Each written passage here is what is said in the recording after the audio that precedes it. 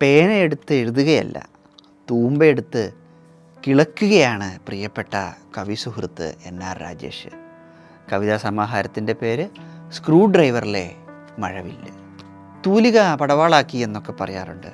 പക്ഷേ രാജേഷ് തൂലികയെ തൂമ്പയാക്കുകയാണ് ചെയ്യുന്നത്. അക്ഷരങ്ങളോടൊപ്പം ആശയങ്ങളുടെ മണ്ണിരകളും ആ എഴുത്തുകൊത്തലിൽ തെറിച്ചു വീഴുന്നു. രാജേഷിൻ്റെ ഓരോ കവിതയും ഓരോ ആണിയടിച്ചുറപ്പിക്കലുകളാണ്, വൈരുദ്ധ്യത്തിൻ്റെ അല്ലെങ്കിൽ വൈരുദ്ധ്യങ്ങളുടെ വരച്ചുകാട്ടലുകളാണ്. ഇത് പിന്തുടരുന്നൊരു പാറ്റേൺ ഉണ്ട്. കവിതകളുടെ രണ്ടാം പകുതിയിലാണ് മേൽപ്പറഞ്ഞ വൈവിധ്യങ്ങളുടെ വാർന്നുവീഴൽ ദൃശ്യമാവുക, ഒരു തരം തലകുത്തിമറിയൽ. ഞാനതിനെ കവിതയുടെ രണ്ടാം ചലന നിയമം എന്ന് വിളിക്കുന്നു. ഡിഗ്രി പൂർത്തിയാക്കണമെന്ന ഡിഗ്രി കവിത നമുക്കെടുത്തു നോക്കാം. അടച്ചിട്ട മുറിയിൽ കവിയുടെ തുമ്പിയെഴുത്ത്, പുറത്ത് പൊരിവെയിലിലോ പയ്യൻ്റെ തൂമ്പയെഴുത്ത്. അകത്ത് കവി ചായ കുടിക്കുമ്പോൾ പുറത്തവൻ കിളച്ച് വിയർത്ത് ചായയുടെ ഉറവിടങ്ങളിലേക്ക് തിരിച്ചു കൊത്തുകയാണ്.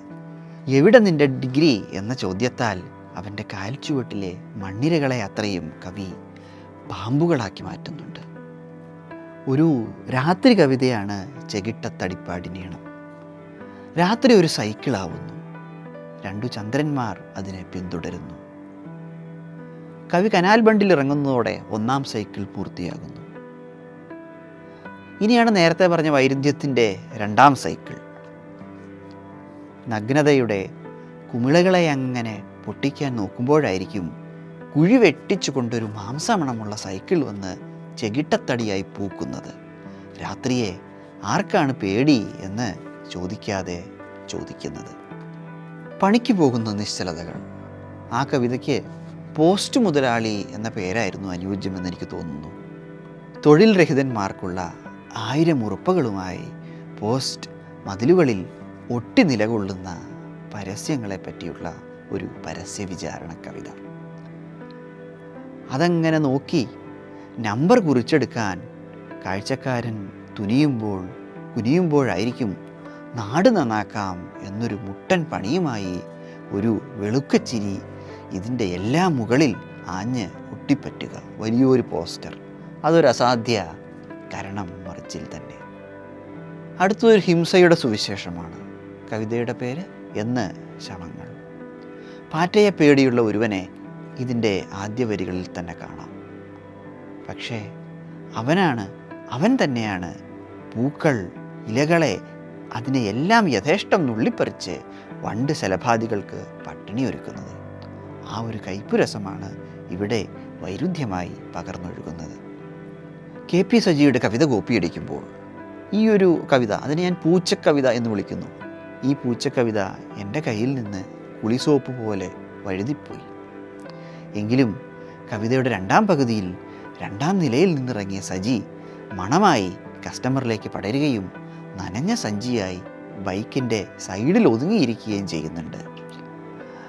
അടുപ്പിൽ ഭാഷയൂതുന്ന കവി ഇവിടെ കൊല്ലാവതാരമെടുക്കുന്നുണ്ട്. അടുത്ത കവിത ഇങ്ങനെയാണ്.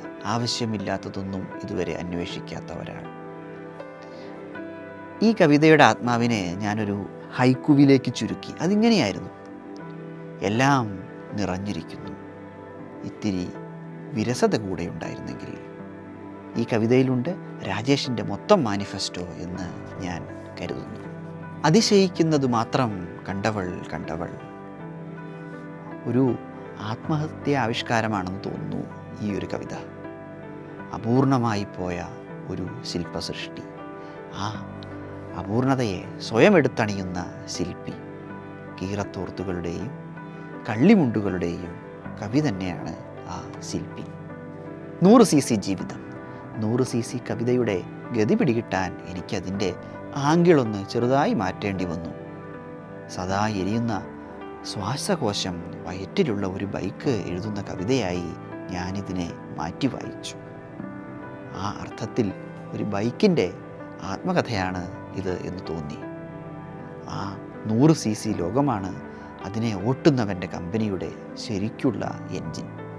ഇതാ വരുന്നു ഇടിമിന്നൽ പോലൊരു കവിത. ഇടിമിന്നൽ ഇക്കിളിപ്പെടുത്തിയ പച്ചമരം.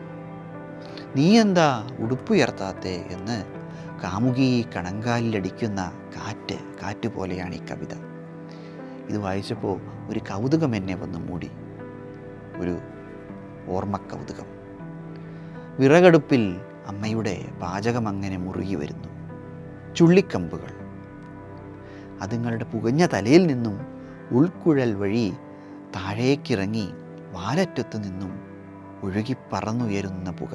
അതിൻ്റെ അതേ തരിപ്പ് നമുക്ക് ഉണക്കമരമേ വിറകടുപ്പിൻ്റെ അടുത്തേക്ക് യാത്ര ചെയ്യും മുന്നേ വേരിനറ്റം ഒരു പൊടിപ്പ് അവശേഷിപ്പിച്ചേ എന്ന് കൂവിക്കൊണ്ട് എന്ന കവിതയുടെ അവസാന വരികളിൽ നിന്ന് എനിക്ക് കിട്ടി ആവോളം പുകയ്ക്കാനായിട്ട്. ഒരു മരം അതിൻ്റെ ആത്മകഥ ഇതിലും മികച്ചതായി അവസാനിപ്പിക്കുന്നത് എങ്ങനെയാണ്? സാർത്ഥകമായ മറ്റൊരു തലകുത്തി മറിയൽ കൂടി. No parking.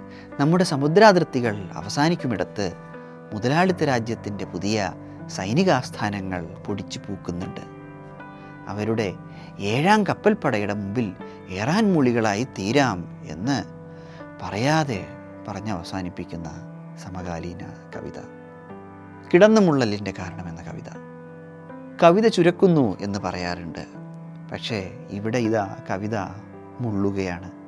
ദൈവം ആ ആക്ഷേപഹാസ്യത്തിൻ്റെ ഇരയായിത്തീരുന്നു.